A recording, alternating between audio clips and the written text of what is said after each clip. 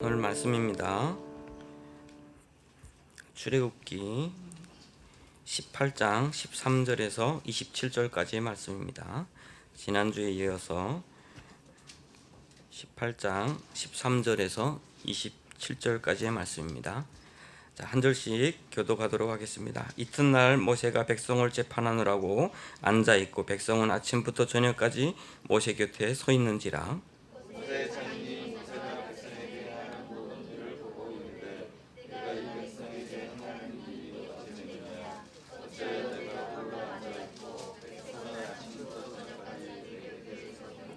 모세가 그의 장인에게 대답하되 백성이 하나님께 물으려고 내게로 오미라.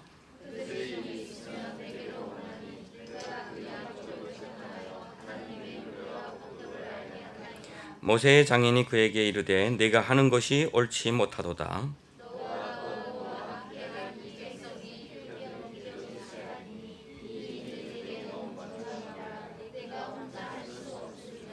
이제 내가 내 말을 들으라. 내가 네게 방침을 가르치리니 하나님이 너와 함께 계실지로다. 너는 하나님 앞에서 그 백성을 위하여 그 사건들을 하나님께 가져오며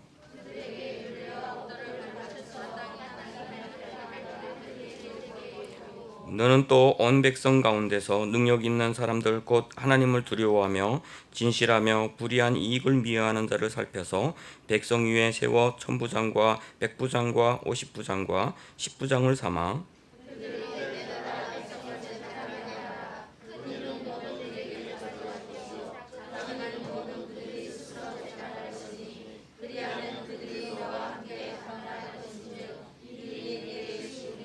내가 만일 이 일을 하고 하나님께도 내게 허락하시면 내가 이 일을 감당하고 이 모든 백성도 자기 곳으로 평안히 가리라.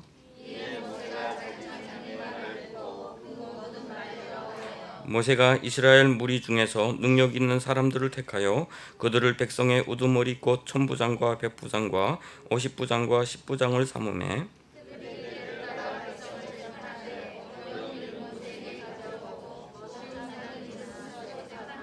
모세가 그의 장인을 보내리니 그가 자기 땅으로 가니라. 아멘.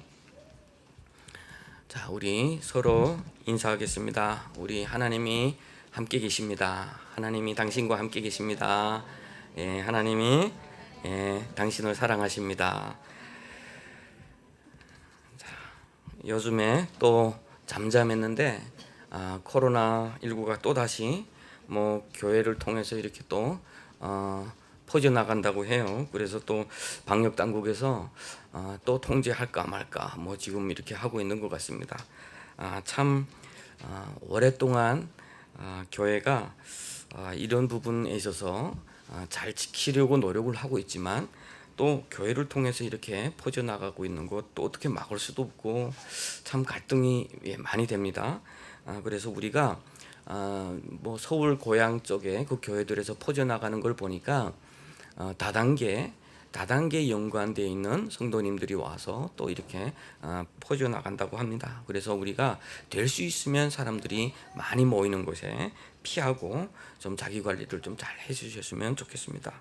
건강해야 되고 또 건강해서 우리 가족들을 책임져야 되고 또 우리 하나님 앞에 또 예배해야 되고 또 교회를 보호해야 되니까 자기 관리를 특별히 좀 잘해 주시기를 바라고요. 또 코로나로부터 우리 교회와 우리를 지켜주시기를 계속 기도해 주시기를 바랍니다. 오늘 본문 말씀은 지난주에 이어서 우리 이드로라고 하는 모세의 장인이 모세에게 올 때 두 가지를 가지고 왔습니다. 한 가지는 모세의 가정의 회복을 가져다 줬고 또 한 가지는 오늘 보니까 이스라엘의 좋은 제도를 가져다 줬어요. 좋은 제도를 가져다 줬습니다. 모세가 오늘 본문에 보니까 앉아서 하루 종일 그때 당시 성인만 20세 이상만 60만이니까 그 가족들 계산하면 한 200만 명 되는 걸로 봐요. 그런데 이렇게 많은 사람들 무슨 일이 생기면 또 가족끼리 또 이웃 간에 문제가 생기면 도대체 어떻게 해야 되지 하고 모세에게 찾아오다 보니까 모세는 하루 종일 앉아서 사람들이 저녁 늦게까지 줄 서서 그것을 듣겠다고 기다리고 있는 것입니다. 그럴 때에 이드로가 가만히 보다가 이거는 아닌데 한번 이렇게 해보십시오라고 의견을 제안을 하고 모세가 그것을 수용을 합니다.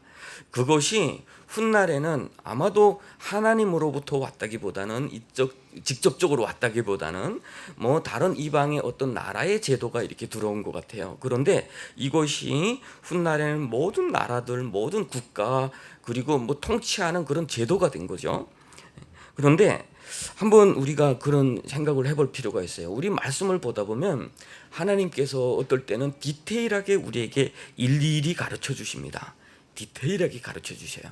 그런데 어떤 때는 이런 것만큼은, 모세가 그렇게 힘들게 앉아서 하루 종일 하는데, 모세야 그러지 말고 이두로의 입을 통해서 말고 직접적으로 가르쳐 주시지 않을까라고 하는 부분이죠.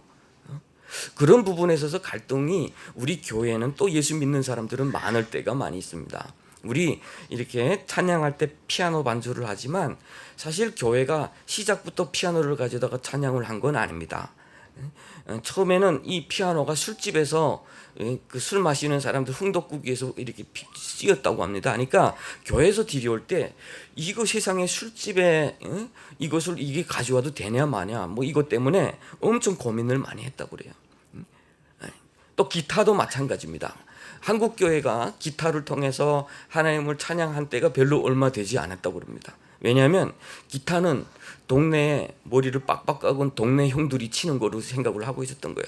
불량배들이 문신탁하고 술 마시고 동네에서, 이 북한에서 그러잖아요. 다 동네에서 기타 치면서 휘파람도 부르고 뭐 한데 그걸 가져다 교회에서 하나님을 찬양한다고? 이건 말도 안 돼.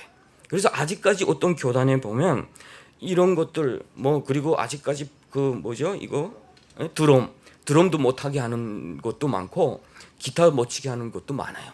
그냥 우리의 목소리로 하나님께 나가자라고 하는 경우도 많습니다. 세상의 것을 과연 들여올 때 도대체 어떻게 이게 가능하냐 마냐라고 하는 부분이에요.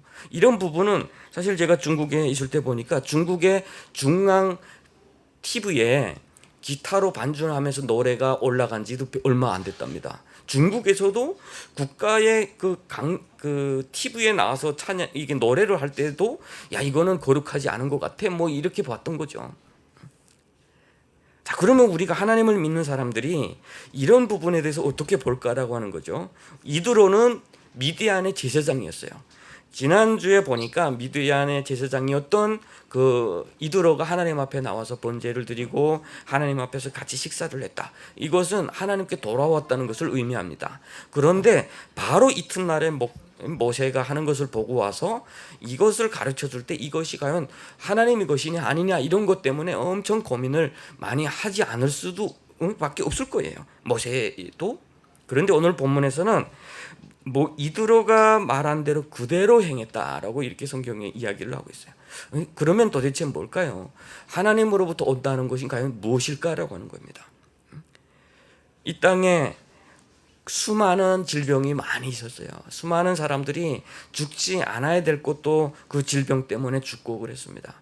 하나님은 분명히 아실 거예요. 어떤 약을 어떻게 만들면 될 거라고. 그러면 하나님이 왜 약품을 하나님을 믿는 사람들에게, 우리와 같은 그 목사들에게 야 어디 가 봐라 어떻게 풀을 뜯어다가 그것을 이렇게 하면 약이 된다 이렇게 하지 않으셨을까? 우리 페니실린이라고 하는 그 약제도 1928년도에 1차 세계대전 때 우연히 발견하게 됐어요. 실질적으로 전쟁터에서 사람들이 세균전으로 많이 죽어가고 있으니까 그 세균에 대해서 연구하던 학자가 우연히 그 푸른 곰팡이 주변에 아무 균도 없는 것을 발견하고 야 이게 이상하다 해서 그것을 배양하고 보니까 페니실린이 된 거예요. 사실 그 약이 일찍이 나왔다면 염증으로 뭐 죽는 사람들도 별로 없을 텐데 왜 그때 나오게 됐을까라고 하는 부분도. 그런데요, 사실은 사람은 이 땅의 모든 질병으로부터 면역 체계가 잘 병에 안 걸리게, 걸려도 일찍 낫게 만들어졌어요, 사실은. 그런데 인간의 죄악 때문에 이 땅이 오염이 되고 그로부터 인해서 많은 질병이 생기기 시작했는데, 특별히 저는 우리가 저쪽에서 살 때 별로 약을 안 먹고 살았잖아요. 저는 아직까지 그 생각이 나는데 학교 때 제가 그 기관지가 나쁩니다. 온 가슴이 다 아팠어요. 막 열이 나고 이게 염증이 다 온 것 같아요. 그런데 그냥 꿍꿍꿍꿍 앓았어 집에서. 그 병원에 간다는 개념을 뭐 가도 약이 없으니까 뭐 끙끙끙끙 앓고 있었는데 어느 날 약 이렇게 열은 떨어지는데 가슴은 막 답답해요. 그런데 저희 아버지가 그 나무 하러 가자 그래요. 나무 저기 실어 온 것을 이쪽으로 끌고 와야 되는데 그 이렇게 여름이니까 나무 끌고 오기는 힘드니까 물에다 둥둥둥둥 떠내려와서 거기서 이렇게 건지자는 거예요. 그래서 물에다 턱 했는데 물살이 빠르니까 집에서 그 가까운 데서 건져야 되는데 지나간 거예요. 하니까 우리 아버지 가서 빨리 잡아 이러는 거예요. 숨이 차서 걷지도 못하는 사람이 겨우 지금 따라갔더니 뛰으라는 거예요. 빨리 뛰지 않으면 그 수고하게 나무를 또 잊어버리는 거잖아요. 막 뛰고 있는데 그 숨이 차니까 기침이 막 나오면서 이렇게 가래가 막 툭툭툭툭 터져 나오는데 그게 숨이 나가는 거예요. 자연적으로 그렇게 낳더라고. 또 그런 것도 사람은 모든 병균에 저항할 수 있게끔 이렇게 만들어진 것 같아요. 그런데 지금 약품이 만들어지면서 많은 사람은 구한 건 좋지만 그 약품이 만들어짐으로 인해서 또 더 강한 그런 질병들이 또 많이 나왔습니다. 사실 페니실린을 많이 쓰다 보면 어떤 약도 말 듣지 않는 그런 또 균들로부터 자유롭지 못해요, 사람은. 그래서 하나님이 그렇게 늦게 만들어 주셨을까? 정말 전쟁터에서 이제는 현대적으로 사람들이 무기가 발전이 되고 그러다 보니까 얼마나 많은 사람들이 죽겠어요. 그러니까 하나님이 야 이거 만들어 주지 않으면 안 되겠다 싶어서 만들어 주신지도 몰라요. 이런 것이 기독교적인 세계관인 거예요. 모든 것이 하나님의 손에 있다라고 하는 거예요. 그래서 종교개혁자 우리 그 칼빈이라고 하는 사람이 악인이 진리와 의에 대해서 말할지라도 우리는 그 소리를 들어야 된다. 왜냐하면 그것도 하나님으로부터 왔다 그래요. 이 세상의 모든 것은 다 하나님으로부터 왔다라고 하는 그런 믿음인 겁니다. 우리 교회 속에서 울타리를 쳐놓고 유리하고 개토한다고 그러죠. 구별하고 격리시키고 우리만 거룩하다라고 하는 것은 결코 하나님의 뜻이 아니다라고 하는 거예요. 우리는 이 땅에서 빛과 소금이 되는 것을 그리고 또 하나님의 뜻을 실천하고 하나님의 뜻을 전달하는 것 그러기 위해서 우리를 부르셨다라고 하는 것입니다. 그래서 아브라함 카이퍼라고 하는 그런 개혁자도 그런 이야기를 했어요. 이 세상의 어떤 영역에서 하나님이 이것은 내 영역이 아니다라고 말할 수 있는 부분은 하나도 없다. 그래서 그걸 가리켜 영역주권이라고 해요. 모든 영역 속에는 다 하나님이 계신다. 여러분 북한에도 하나님이 계실 줄로 믿습니다. 신앙에 거룩하신 분들은 그런 이야기를 했어요. 전쟁터에 나가서 제 아버지한테 편지를 쓸 때 아버지 저희 무덤에 오지 마세요. 저는 거기에 없을 겁니다 라고요. 왜냐하면 무덤 우리 죽음 가운데서도 하나님은 역사하시고 나를 천국에 데려가신다라고 하는 거예요. 오거스틴이라고 하는 유명한 그런 분의 어머니 모니카라는 분이 아들을 위해서 그렇게 기도하고 고향에서 남편 옆에 묻히기를 그렇게 생각을 했답니다. 그리고 남편 옆에 무덤까지 이렇게 만들어 놨대요. 그런데 아들을 따라서 이탈리아에 와서 로마에 와서 살다가 이제는 나이가 들어서 점점 이제 목숨이 다 되어 갈 때 아들이 물어봤대요. 그렇게 아빠 옆에 묻히고 싶어 했는데 너무 멀리에 묻히는 거 아닙니까? 라고 하니까 그 어머니가 아들을 향해서 내가 어디에 묻히는 것 네가 절대로 신경 쓰지 말라.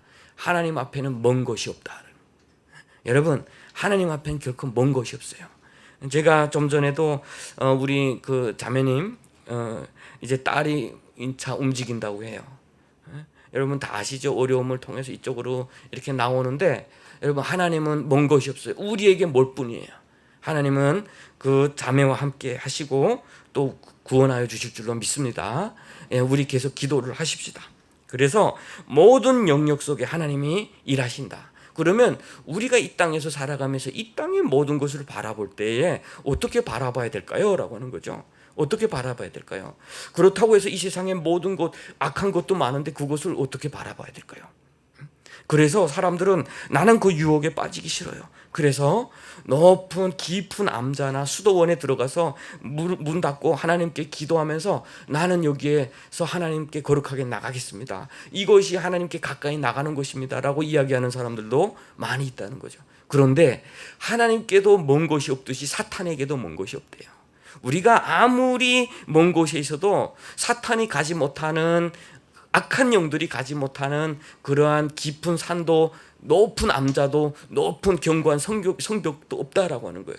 단 우리의 마음인밖에 없다는 거예요. 마음. 내가 아무리 먼 데 가서 하나님, 여기에는 정말 다른 사람들이 없고 나와 하나님만 있습니다 라고 고백할지라도 내 마음 가운데 죄악은 늘 가까이 있으면 그것에서 나는 또 다른 치열한 싸움을 해야 되고요, 또 유혹에 빠지게 되고요. 그래서 우리는 오히려 이 땅에서 거룩한 전쟁을 통해서 승리하는 기쁨도 맛보고 하나님의 위대하심도 맛볼 수가 있다라고 하는 것입니다.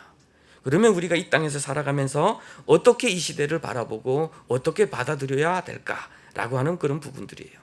많은 사람들, 신앙이 거룩하신 사람들은 아파도 약을 먹지 않으려고 해요. 하나님이 치료해 주실 것이다.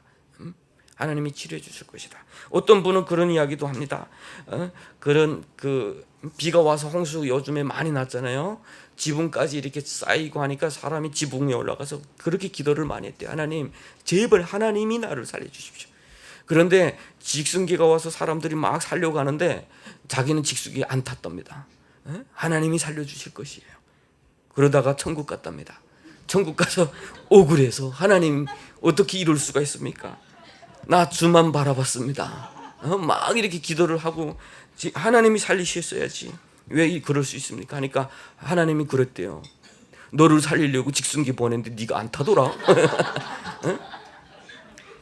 신앙, 우리가 신앙이라고 생각을 한다면 잘못 생각하는 경우가 있어요. 하나님의 손길이 나를 통해서 구원해야죠. 그런 경우가 많이 있어요. 나는 하나님을 믿는 사람이니까 모든 것이 다 하나님께 속해 있어서 하나님이 나를 구원해 주시고 하나님이 나를 직접적으로 인도해 주시기를 바라는 그런 간절함. 그런데 그것은 우리의 마음이 너무 좁은 겁니다. 너무 좁은 거예요. 구약 성경에 그런 이야기가 있어요. 선지자 요나라고 하는 사람이에요.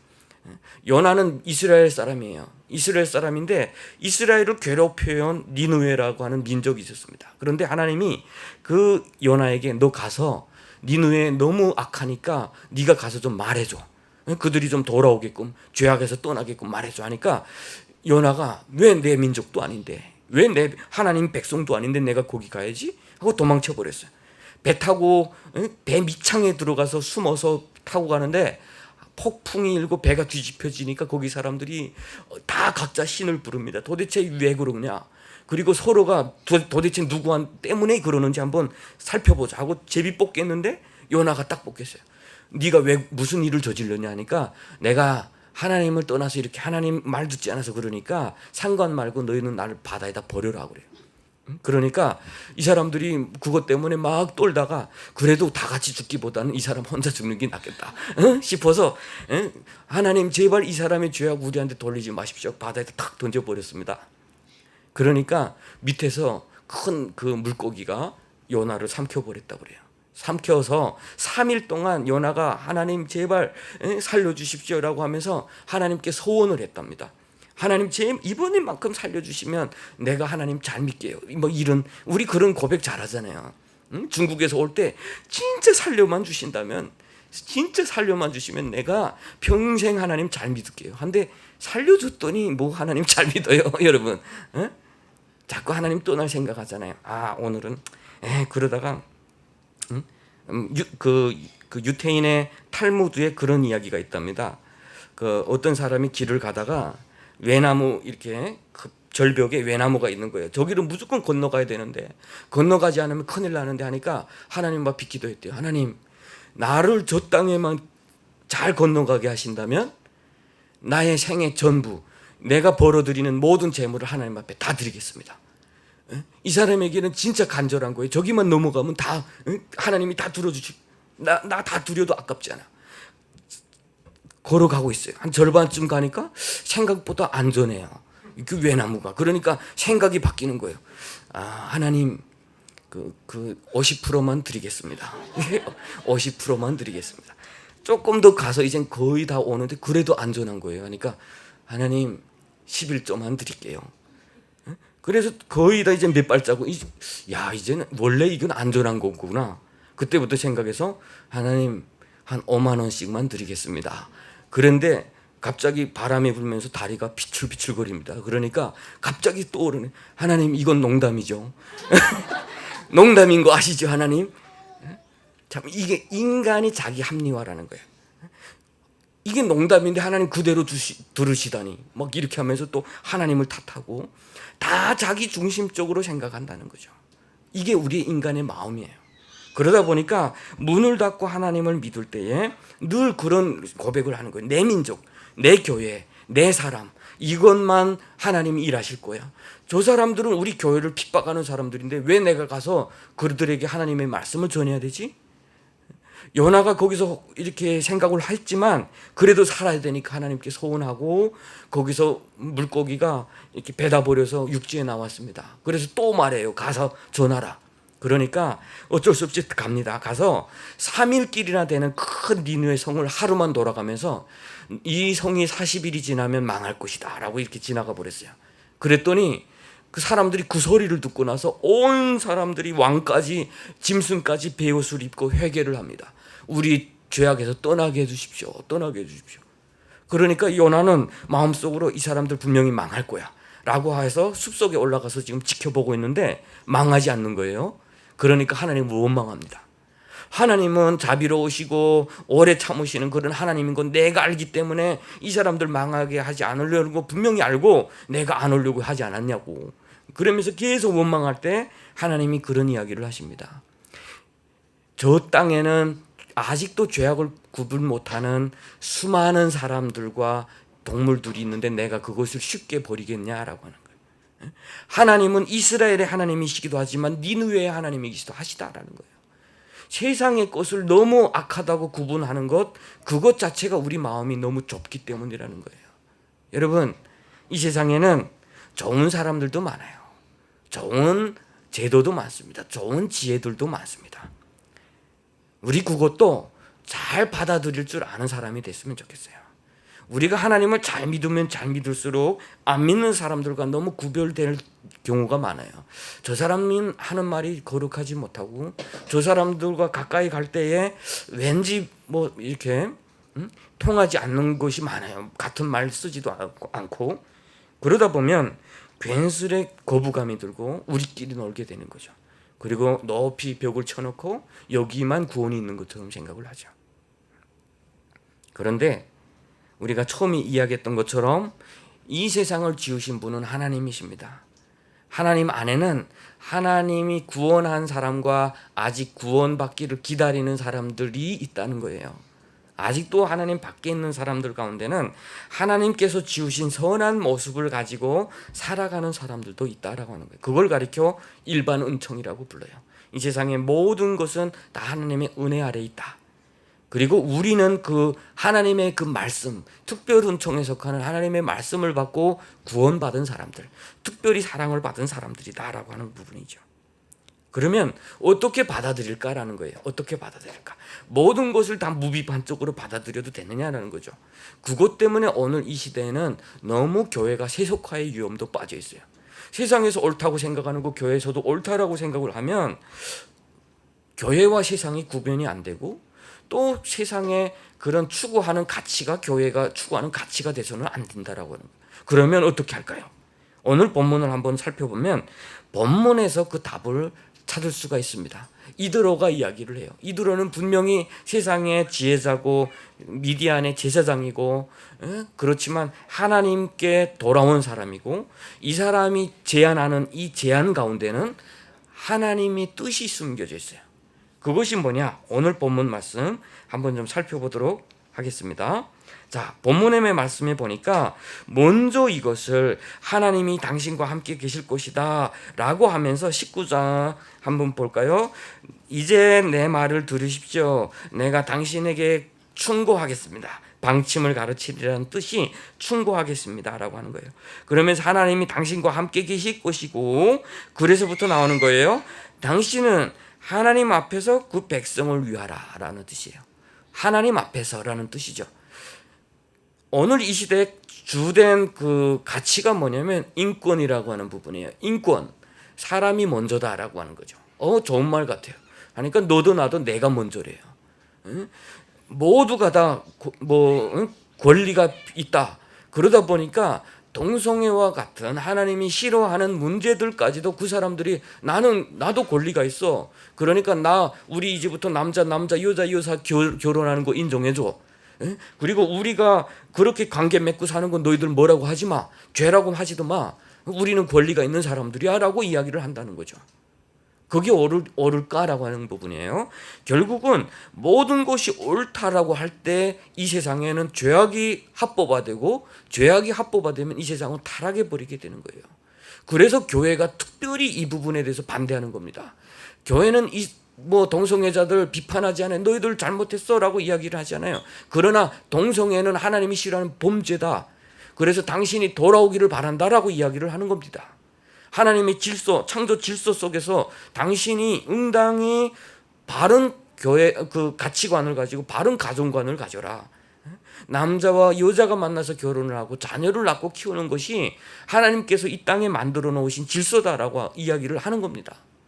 그런데 모두가 다 인권이라는 이름하에 이것도 옳고 저것도 옳다라고 한다면 그것은 하나님 앞에 범죄가 되는 것이기 때문에 오늘 본문 말씀에 보면 하나님 앞에서 뭐라고요?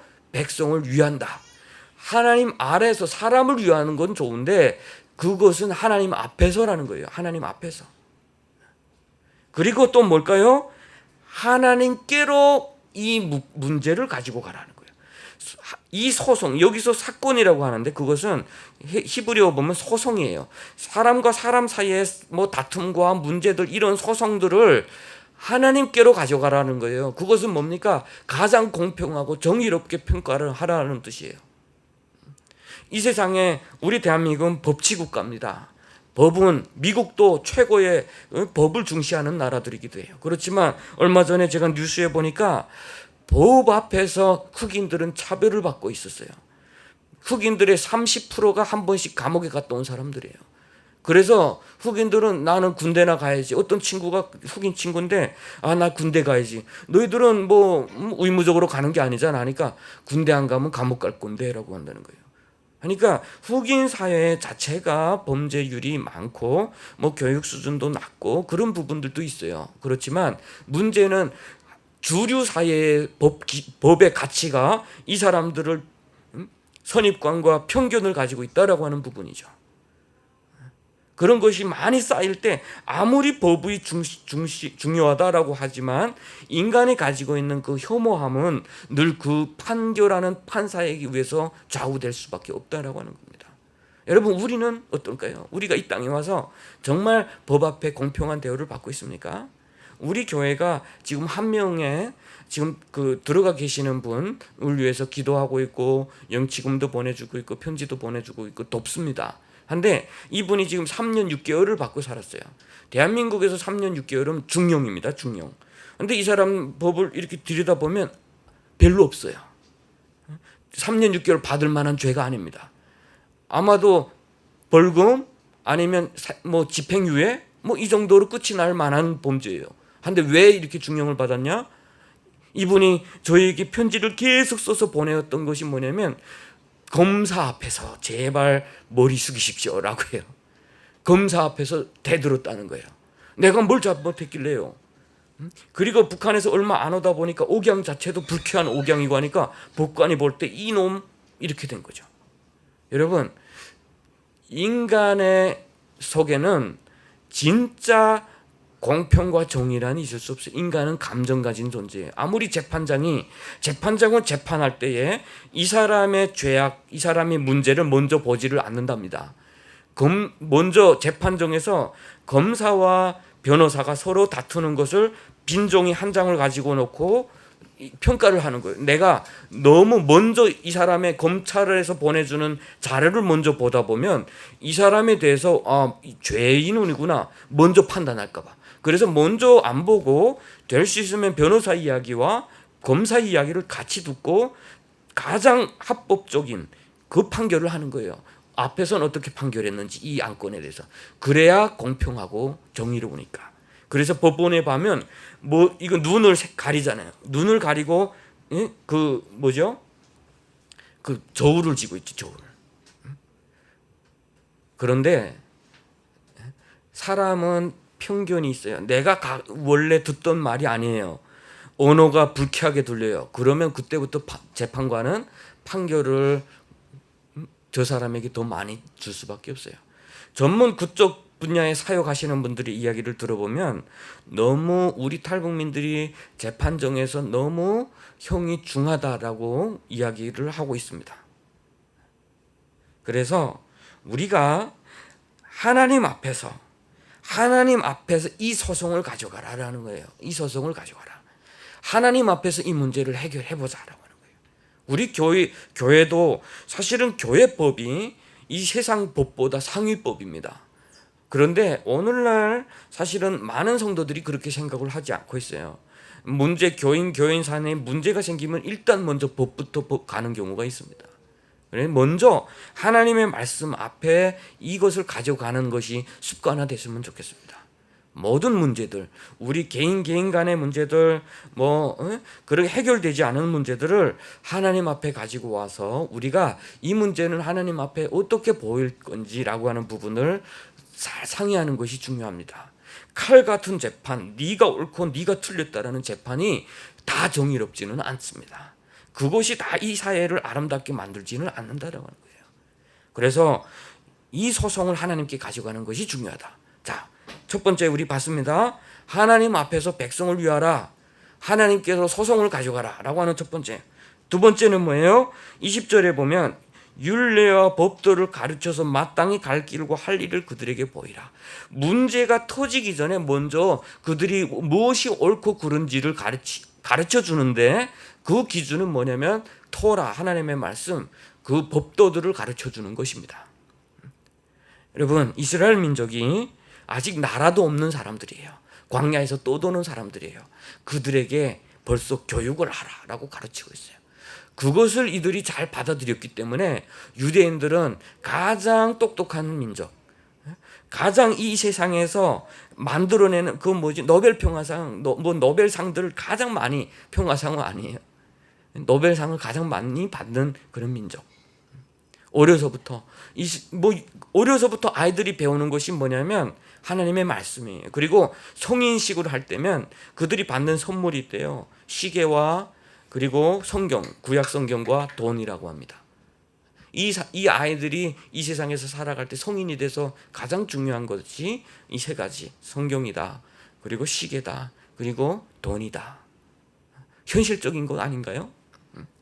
그렇게 가르치기 때문에 이 사람들은 하나님 앞에서 살아가는 사람들이 되는 거예요.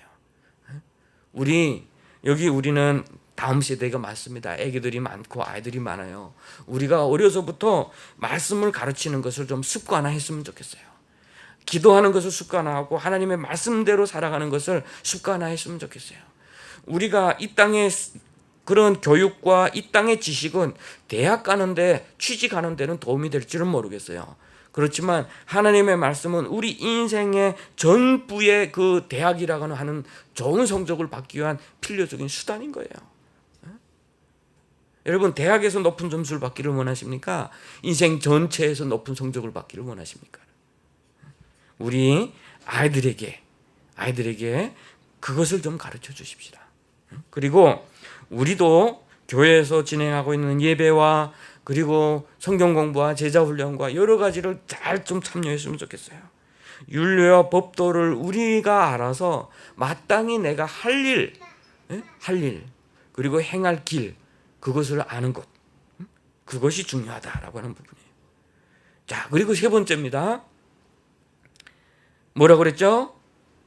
두려운 사람을 세우는데 하나님을 두려워하는 것, 그리고 진실한 것, 그리고 불의한 이익을 미워하는 것, 이 세 가지 조건을 겸비한 사람을 살펴서 세워라라고 했죠. 사람을 잘 세우는 것이 중요하다.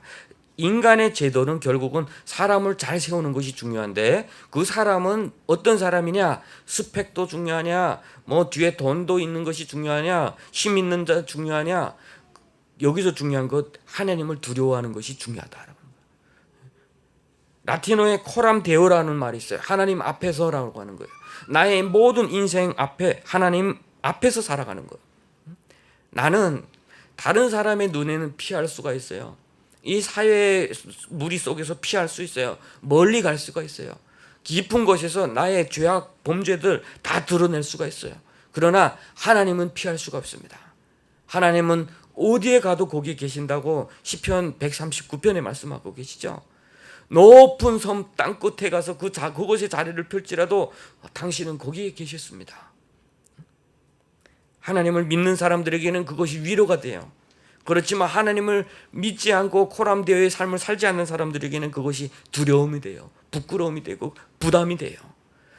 어디 가도 하나님이 계시니까요. 그래서 우리가 하나님 앞에서 사는 삶을 좀 살았으면 좋겠습니다. 우리 그 신학교에 시험 칠 때는 크게 여기다 코람데오라고 써놨습니다.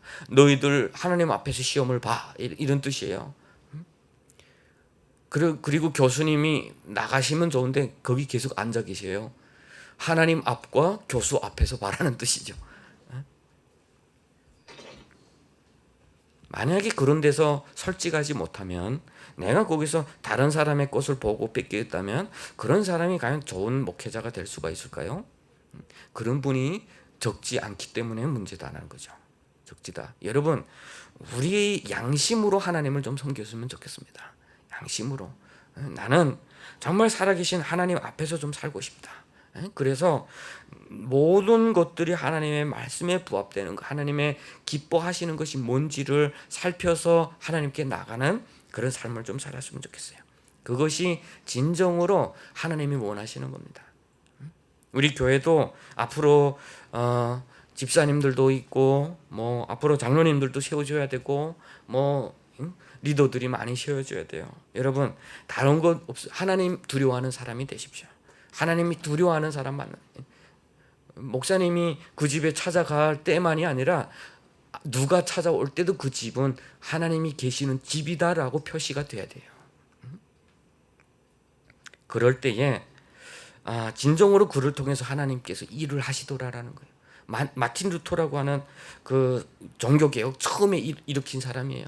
그런 사람은 정말 하나님을 두려워하는 사람이에요. 이 사람은 일반적으로 사제가 돼서 거의 매일이다시피 떡과 포도주를 나누는 성찬에 참여할 때 이 포도주가 그냥 포도주가 아니라 예수의 피라고 하는 것을 그대로 믿었기 때문에 빵 부스러기 하나라도 떨어질까 봐 그렇게 부들부들 떠는 사람이었어요.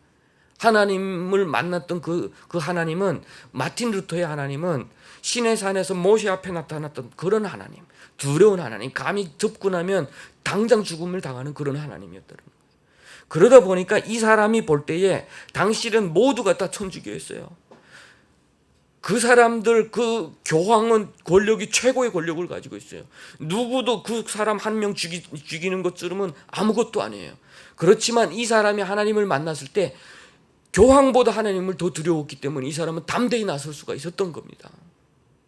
그래서 이 사람이 불렀던 그 찬양 있잖아요. 내 주는 강한 성이요.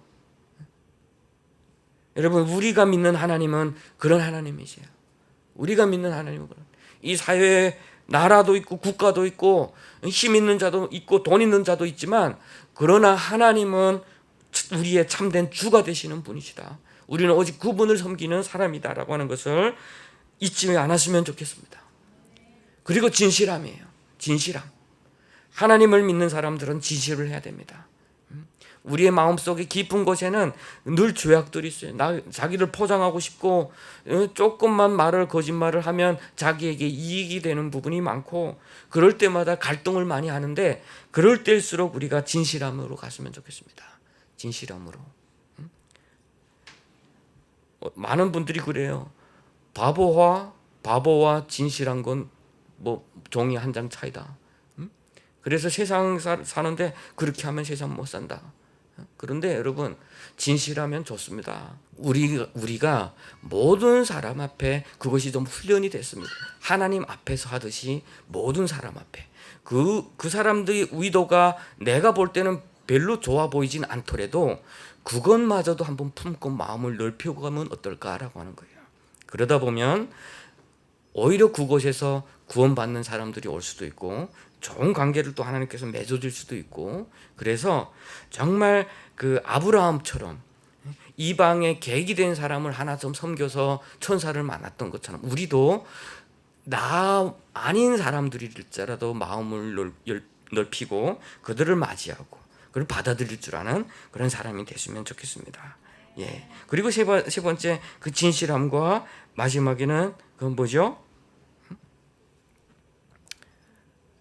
예?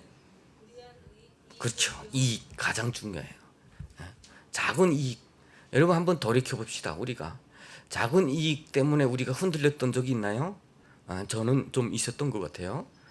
우리 그 총신대학교 다닐 때 커피 뽑아 먹으려 이렇게 갔어요. 200원짜리, 300원짜리 커피가 있어요.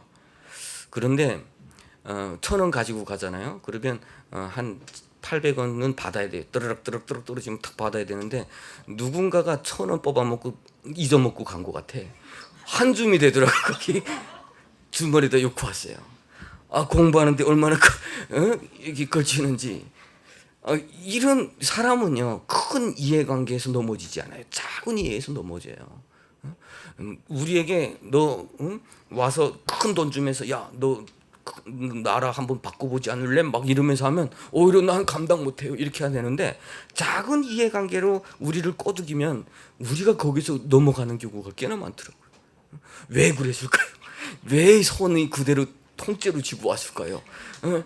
그 훗날에는 계산해가지고 다시 안 볼 때 가서 툭 이어놓고 왔지만 만약에 우리가 제가 그런 생각을 했어요. 하나님이 그걸 보고 계셨고 만약에 그거 보고 뭐라고 하죠? 몰래 카메라를 찍어놨다면 얼마나 망신스러울까요, 여러분? 천국에서 지금 보고 있어요, 천사들이랑. 쟤 얼마나 거룩한지 보자. 근데 1,000원 넣고 2,000원을 지금 주머니에다 넣고 딱 갔을 때 천국에서 보고 야 얘도 이렇구나라고 얼마나 실망을 하겠습니까? 예수 믿다 보면 그런 이해관계 때문에 흔들리는 경우도 많아요. 뭐 교회에서는 그렇게 거룩하게 살겠습니다라고 하는데 삶의 자리에 가서는 그런 부분들이 늘 우리를 넘어뜨리는 경우가 많이 있다라고 하는 거예요. 여러분, 우리 하나님은 살아계십니다. 우리 하나님 앞에서 정말 우리의 모든 것을 올인해서 하나님 앞에 드리는 그런 좀 삶을 살았으면 좋겠습니다. 그러면 우리를 통해서 이스라엘을 통해서 그들이 그 말씀을 순종해서 살아갔을 때 만백성에게 복을 주는 제사장 나라로 만들으셨던 것처럼 오늘날 우리를 통해서도 이 땅의 빛과 소금으로 하나님의 수많은 구원받을 백성들을 우리를 통해서 하나님께로 인도하는 놀라운 역사를 우리를 통해서 이루실 줄로 믿습니다.